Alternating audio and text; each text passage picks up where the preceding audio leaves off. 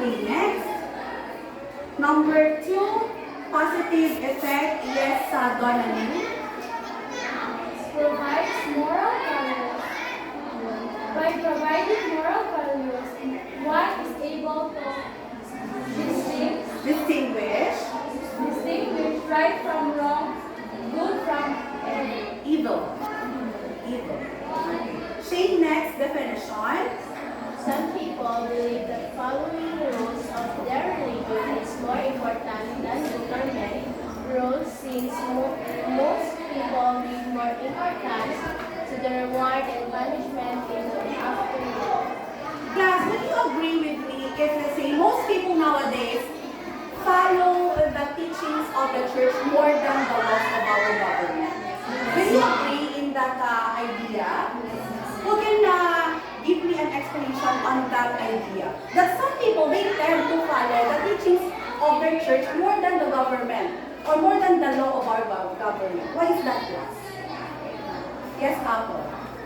Okay, so yes, I agree the idea that we people are mostly giving importance on following what is religion taught us than the government rules. Because for example, we are afraid to kill people because not because of the law offenses that might be given to us, but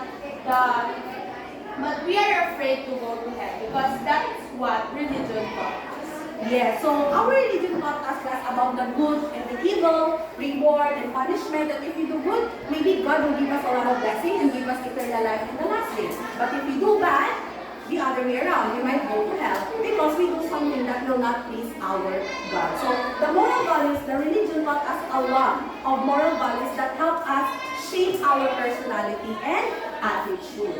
Next, number 3. Who will read the third? Yes, Donnelly. Reduces fear of the unknown. Religion was developed from man's need to have a sense of origin and destination, to discover where they came from and where they are bound to go when they die. Religion has provided assurance as to where spirits will go when people die, reducing people's fear of death as something Undesirable. As something undesirable. Class, what do you mean? Reduces the fear of the unknown. For example, class, I will share to you, I have read this one from the book of Revelation in the New Testament.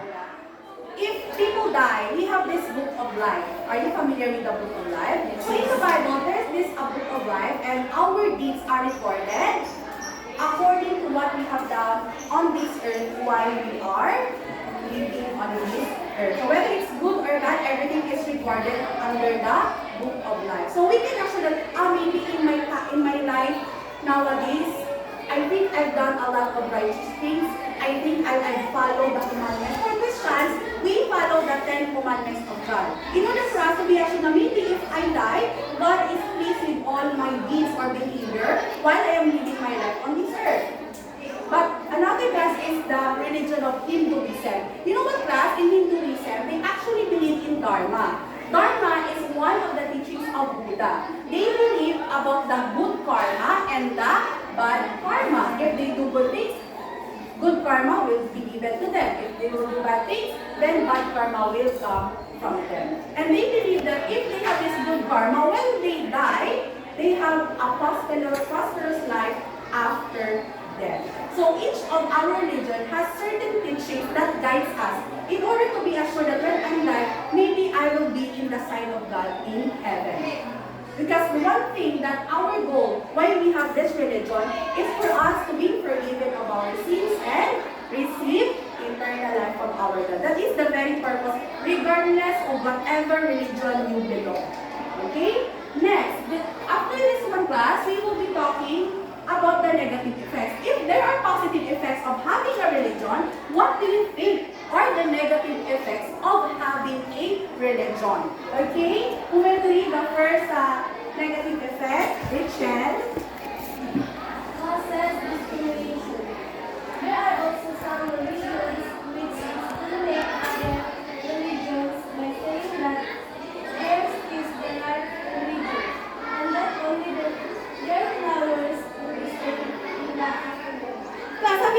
heard of other church leaders who really claim that, oh, you go to this church because this church has a lot of members. Therefore, if we have a lot of members, our church will be the only church that will be saved in the last day. Have you ever heard of those, I think, common lines that I've heard from certain pastors that I will just not name, no? It's better not to name. But actually, class, the negative effects of having a religion is discrimination.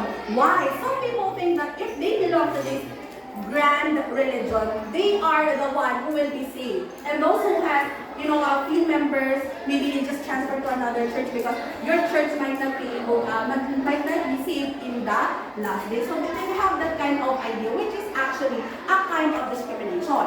And another thing, class, is the age, the gender, what about the religion? In Muslim class, we already know that Muslim women are wearing hijab. You know that sometimes only the eyes are seen. So some religion view that as suppression against women. Because some religion do not understand why do women need to cover their body and only eyes can be seen. Because they believe that in order for men to not be attracted with the women, all women must cover their body except the eyes. So some religion might misinterpret it. So sometimes Muslim people are being discriminated at some country or maybe here in the Philippines because they do not understand those kinds of teaching. Okay, and the last negative effect is the apophis. So triggers, conflicts, and fights. War on the thought in the name of religion. Numerous lives were sacrificed and lost, and this phenomenon continues up to the present time. Yes. So, class, triggers, conflicts, and fights. Commonly, Muslims and Christians have this long rivalry. Have you experienced, class, that you are being discriminated or you face trouble and conflict because of the religion or the belief that you have now? Who among you here has an experience that someone bullied them because of their unique belief? Yes, Principal. Do you have any experience? Can you share to us your experience? But may I just know what is your religion? Lanahan. Okay.